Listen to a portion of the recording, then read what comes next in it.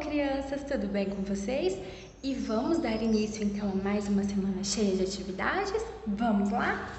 E a nossa ficha de hoje é a ficha 28, que tem aqui um poema que chama Confusão. A teacher vai ler para vocês, ó. Um gato mia, um pinto pia, o tigre ruge, a vaca muge, o burro zurra, a onça esturra, o macaquinho guincha e o cavalo relincha.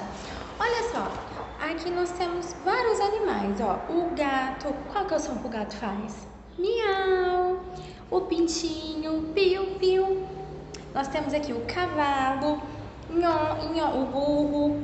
Nós temos aqui a vaca, mu. Então vocês irão agora imitar o som de cada animal, ok? Aí vocês brinquem aí na casa de vocês e podem acrescentar outros bichos aí, que não tem problema. Depois vocês irão montar isso daqui que a teacher Amanda mandou para vocês, ó. A teacher mandou uma folha com algumas formas, todas elas estão em ordem, então vocês tiram cuidado, ó. Nós temos aqui o triângulo, o círculo e uns triângulos pequenininhos.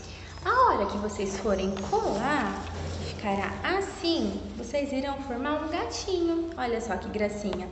E aí vocês pegam e colocam a orelhinha nele também, não esqueçam. E esse gatinho vai estar faltando o quê? O rabinho.